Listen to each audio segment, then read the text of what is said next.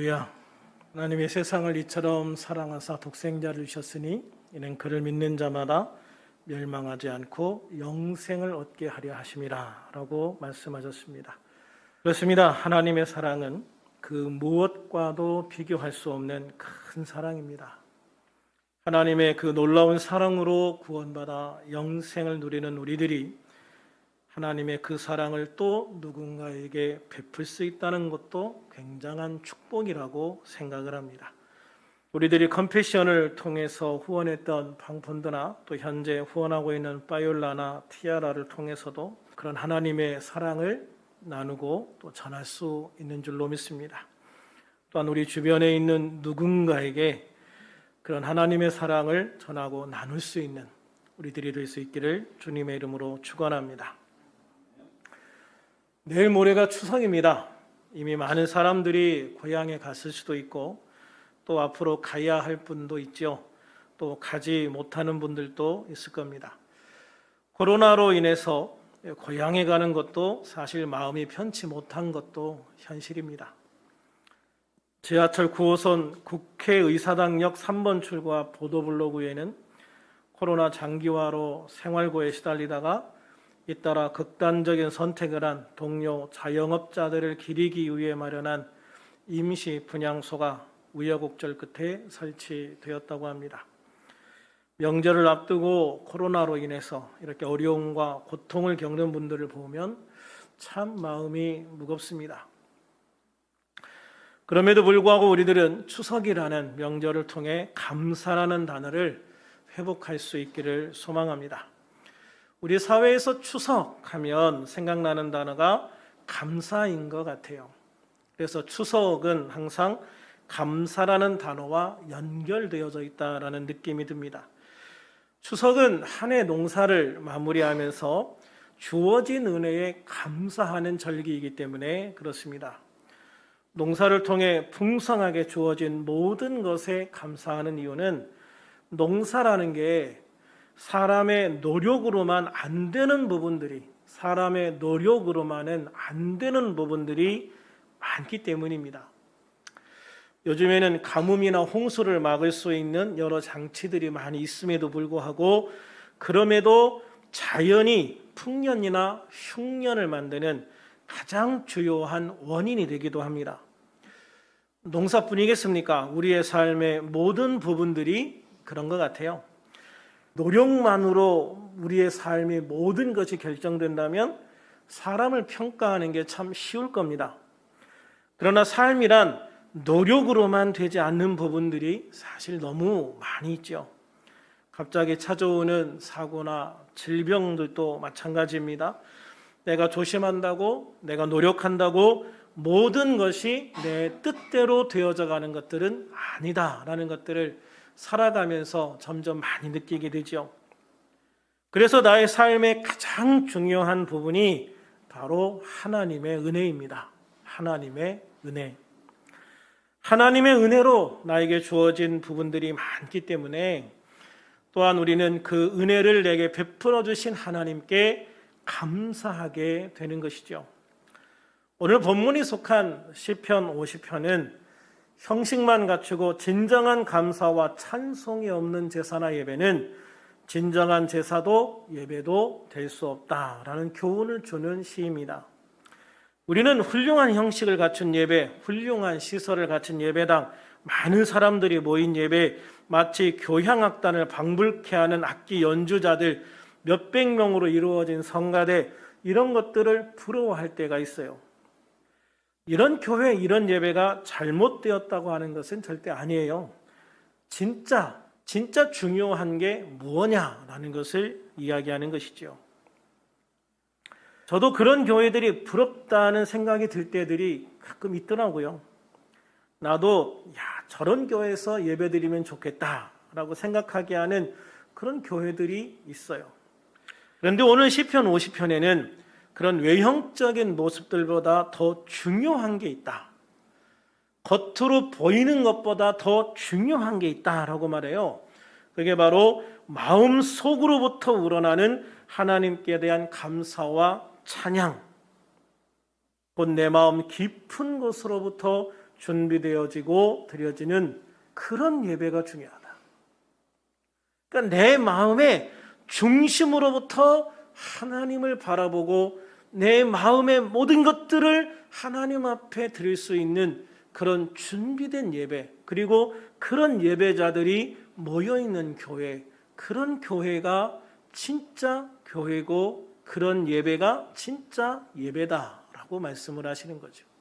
그래서 우리들 교회가 항상 마음의 중심으로 하나님 앞에 나오고 우리의 모든 것들을 주님 앞에 드릴 수 있는 그런 아름다운 교회가 되어지기를 원하고, 또 우리 성도님들이 그런 예배자가 될 수 있기를 주님의 이름으로 축원합니다.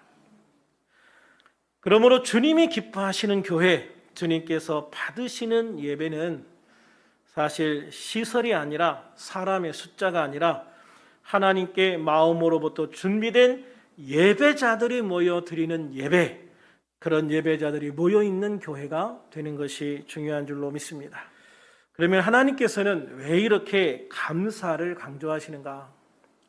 22절에 보면 하나님을 잊어버린 너희여 이제 이를 생각하라 라고 말씀을 하시거든요. 하나님을 잊어버렸다는 거예요. 이스라엘 백성들이 하나님을 잊어버렸대요. 그렇다고 그 출발이 아브라함으로부터 시작된 이 민족이 하나님의 이름을 완전히 잊어버리거나 아예 하나님을 그들의 기억 속에서 지워버렸다, 잊어버렸다는 의미는 아닐 거라고 생각을 해요. 여기에서 하나님을 잊어버렸다라는 말씀은 하나님에 대한 감사를 잊어버렸다, 하나님에 대한 감사를 잊어버렸다라는 의미예요.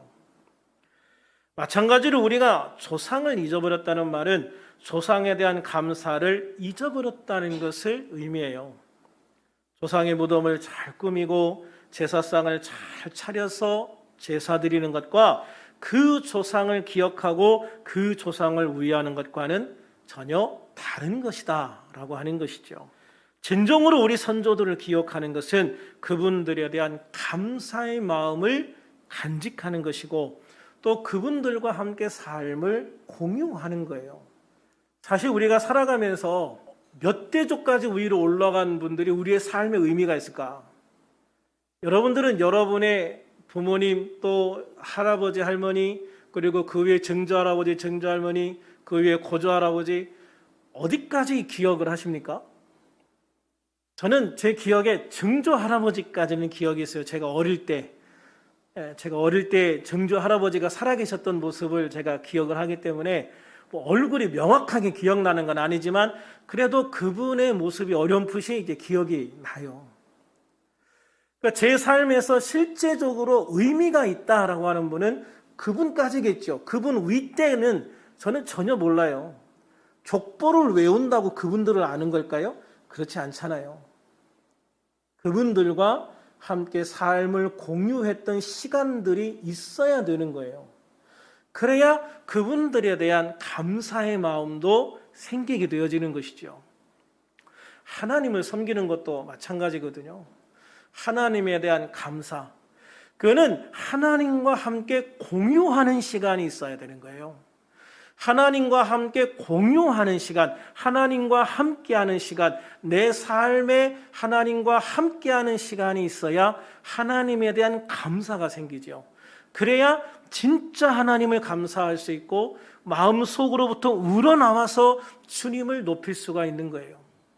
그래야 내가 하나님을 기억한다, 그래야 내가 하나님을 기억한다라고 말할 수가 있는 것이죠. 그래서 시편 50편 14절에는 감사로 하나님께 제사를 드리라, 23절에는 감사로 제사를 드리는 자가 나를 영화롭게 한다라고 말씀을 하고 있어요. 감사로 하나님 앞에 제사를 드리는 자가 되어야 된다. 감사로 하나님 앞에 제사를 드리는 자가 되어야 된다. 감사로 제사를 드리는 자가 하나님을 영화롭게 한다. 감사로 제사를 드려야 하나님을 영화롭게 한다라고 반복해서 말씀하고 있는 거예요. 이 말씀은 단지 예배에만 국한되는 말씀은 아니에요. 우리의 삶 모든 영역 속에서 하나님께 감사하는 성도가 될 때 진정으로 하나님을 기억하고 하나님을 섬기는 하나님의 백성의 삶을 사는 것이다 라고 할 수가 있는 것이죠. 그러므로 우리는 찬양 드릴 때에도 감사하는 마음으로 드려야 됩니다. 감사가 없는 찬송은요, 그냥 자기 감정 표현에 불과한 거예요. 그거는 일반 유행가와 일반 가요와 전혀 구분되지 않는 거예요.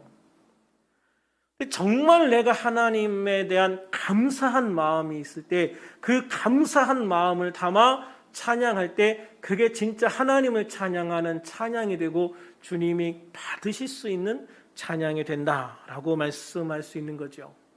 기도를 드릴 때에도 감사하는 마음으로 드려야 돼요. 감사가 없는 기도는 허공을 치는 자기 독백에 불과하다라고 말합니다.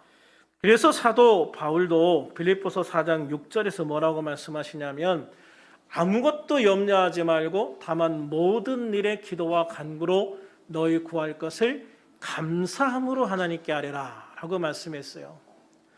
살아가면서 염려할 거, 걱정할 거 그거 다 내려놔. 그리고 하나님 앞에 기도해. 그런데 기도할 때는 감사함으로 기도해라. 할렐루야. 감사함으로 하나님 앞에 아뢰어라. 이렇게 말씀하고 있는 거예요. 우리는 말씀을 들을 때에도요, 감사하는 마음으로 말씀을 들어야 됩니다. 그리고 우리의 모든 삶 하나하나에 감사할 수 있는 우리들이 되어질 때 우리는 진짜 하나님을 섬기고 하나님과 함께하는 하나님의 백성이 될 줄로 믿습니다. 그러면 우리는 왜 감사의 제사를 드려야 될까? 본문 23절 같이 한번 읽겠습니다. 시작.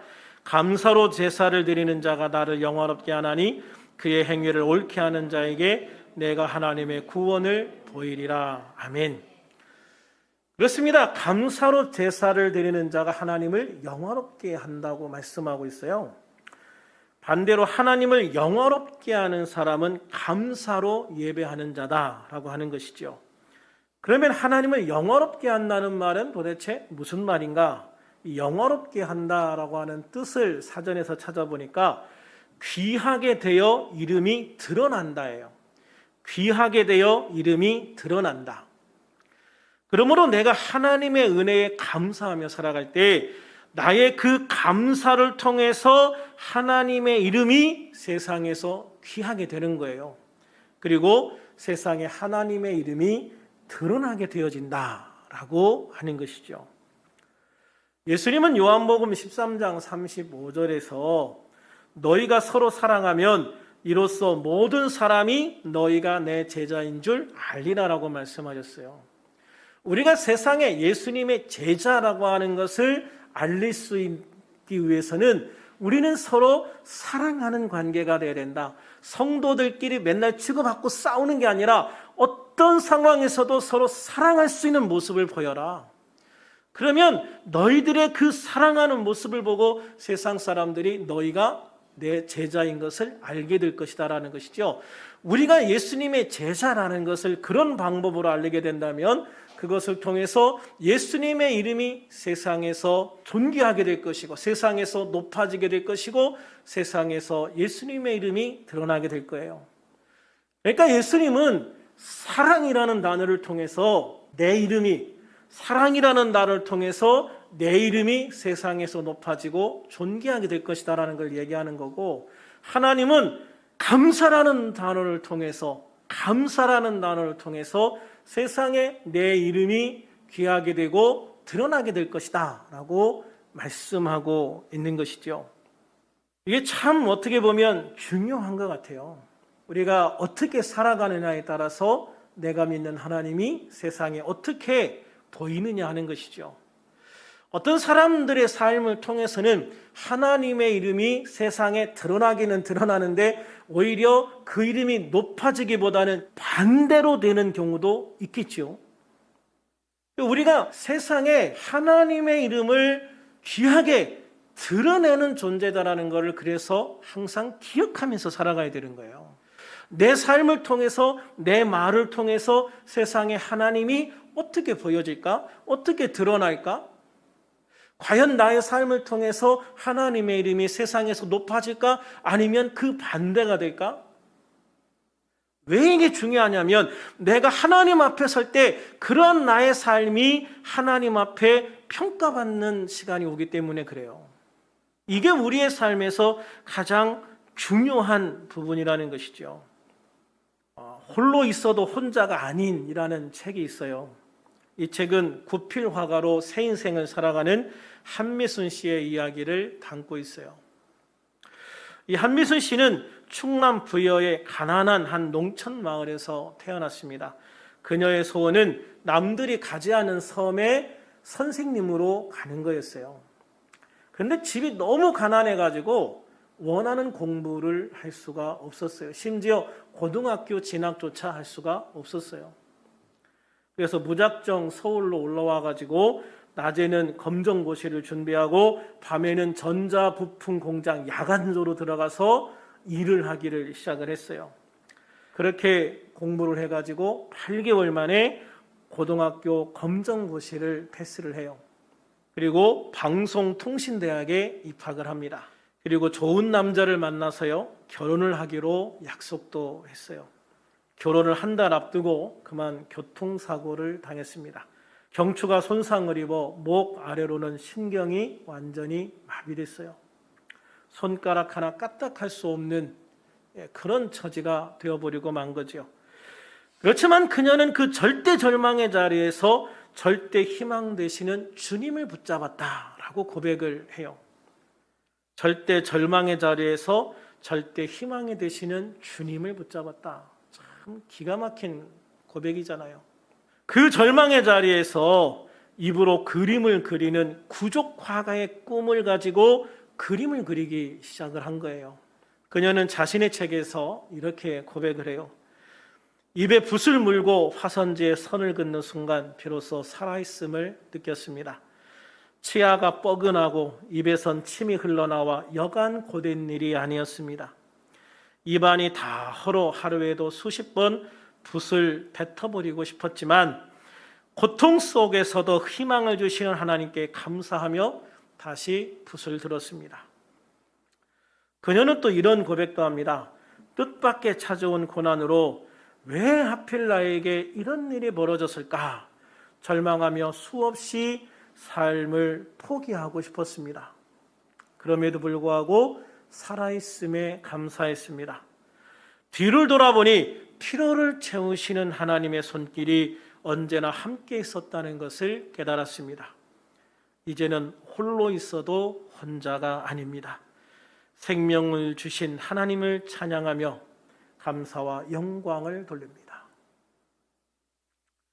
이 한미순 화백은 절대 절망의 속에서, 절대 절망의 상황 속에서도 잃어버린 것, 사라진 것을 인해서 불평하거나 원망하지 않았다는 것이죠.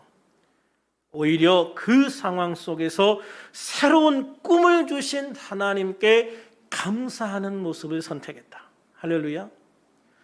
잃어버린 것은 뒤로 하고 하나님께서 새로 주신 것에 대한 감사, 그게 그녀의 인생을 완전히 바꾸는 계기가 되어진 거예요. 그러므로 어떤 상황, 어떤 고통, 어떤 아픔 속에서도 감사하는 우리들이 되기를 주님의 이름으로 축원합니다.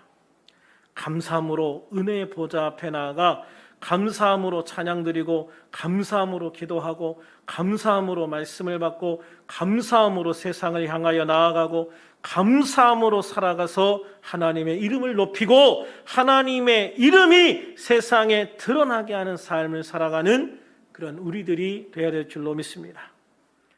코로나가 아무리 우리를 힘들게 해도 그 속에서 함께 하시고 도우시는 주님의 은혜를 감사하는 우리들이 되기를 소망합니다. 감사가 하나님을 영화롭게 하고 하나님을 영화롭게 하는 우리들이 하나님의 도우심과 축복을 받기 때문입니다. 우리는 왜 감사의 제사를 드려야 되는가? 감사의 제사를 드리는 자가 하나님의 구원을 볼 수 있기 때문입니다. 본문 23절을 다시 읽겠습니다. 시작. 감사로 제사를 드리는 자가 나를 영화롭게 하나니 그의 행위를 옳게 하는 자에게 내가 하나님의 구원을 보이리라. 아멘. 감사로 제사를 드리는 자는 하나님을 영화롭게 합니다. 하나님은 그렇게 감사로 제사를 드려 하나님을 영화롭게 하는 하나님의 백성에게 구원을 베풀어 주신다라고 말씀하고 있는 거예요. 특별히 하나님은 감사하는 삶을 사는 사람들을 가리켜서 그의 행위를 옳게 하는 자라고 말씀하고 있어요. 당시 유대인들은 하나님의 말씀을 지식적으로는 알고 있었지만 그 모든 은혜로 이끌어 주시는 하나님에 대한 감사가 없었어요. 그들은 하나님의 말씀으로 사람들을 정죄하고 징계했어요. 심지어 자신들의 뜻에 맞지 않는 사람들은 하나님의 말씀을 핑계로, 율법을 핑계로 죽이는 일도 서슴지 않았어요. 그래서 하나님은 그들의 행위를 옳게 보시지 않았다라고 말씀하는 거예요. 요한일서 4장 8절에서 사도 요한은 사랑하지 아니하는 자는 하나님을 알지 못하나니 이는 하나님은 사랑이심이라 라고 말씀하고 있어요.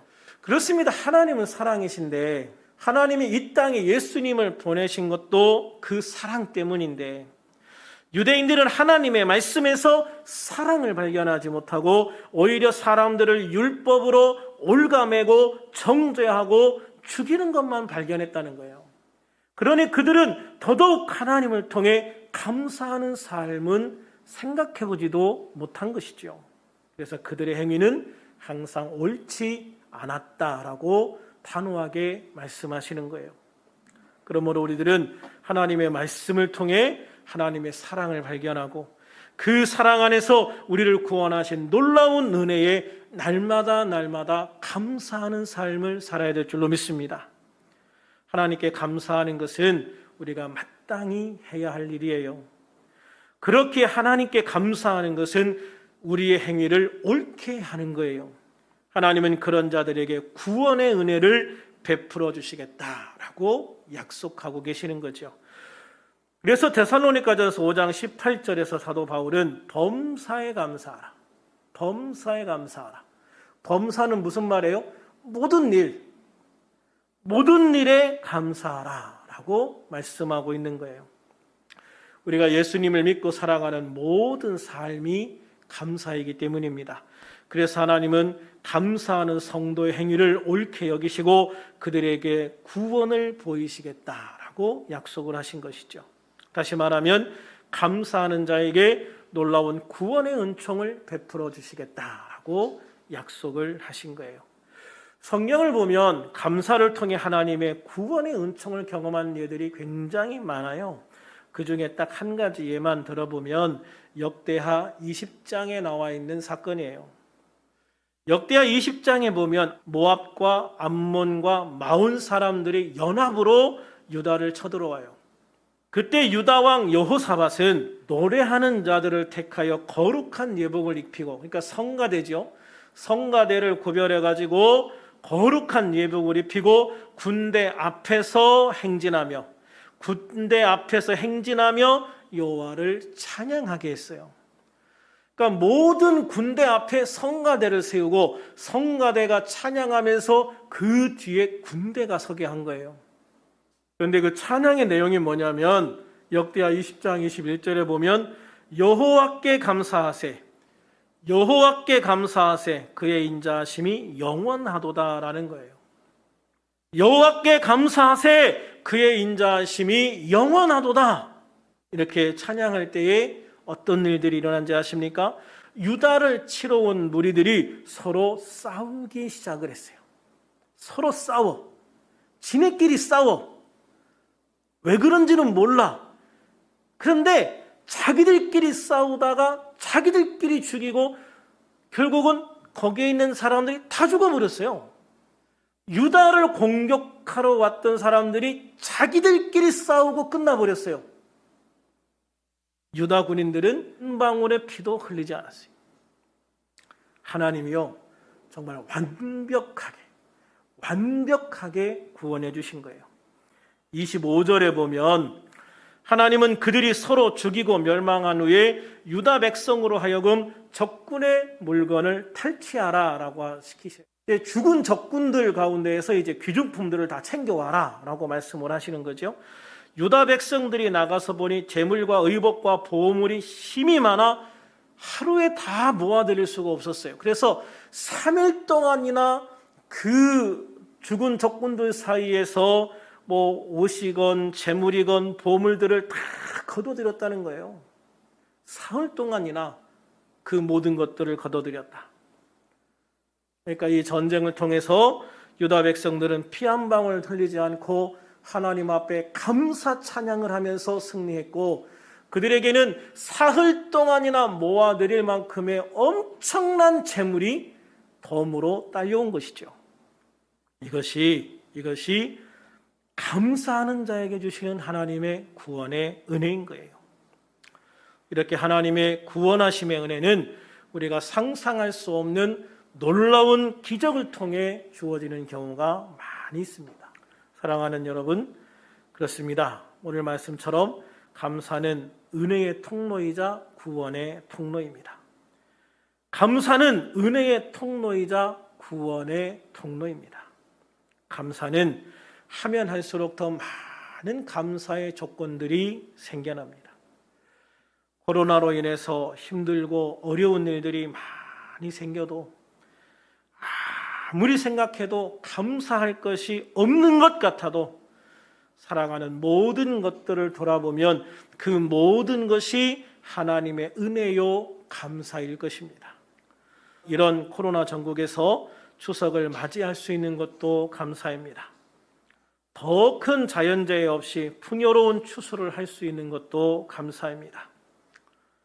오늘 이렇게 와서 예배하고 또는 집에서 온라인으로 예배할 수 있는 것도 감사입니다. 몸이 건강한 것도 감사요. 아파서 치유의 은혜를 경험하는 것도 감사입니다. 남아도 감사이고 부족함까지도 감사입니다. 지금은 힘들지 모르지만 우리가 믿음으로 기도하고 우리 주 예수님을 바라보며 앞으로 나가다가 뒤를 돌아보면 그 모든 것이 감사일 뿐임을, 그 모든 것이 감사였음을 고백하는 날이 오게 되어질 줄로 믿습니다. 그러므로 우리들 모두 하나님의 사랑을 통해서 감사하고 우리 주 예수님의 은혜를 통해서 감사하고 우리가 구원받은 하나님의 자녀가 된 것으로 인해서 감사하고 오늘 감사할 수 있음에 감사하는 우리들이 되었습니다. 내가 생각하지 못했던 더 놀라운 감사가 우리 입을 통해 고백되어지는 복된 하나님의 자녀들이 다 되어줄 수 있기를 우리 주님의 이름으로 축원합니다. 축원합니다.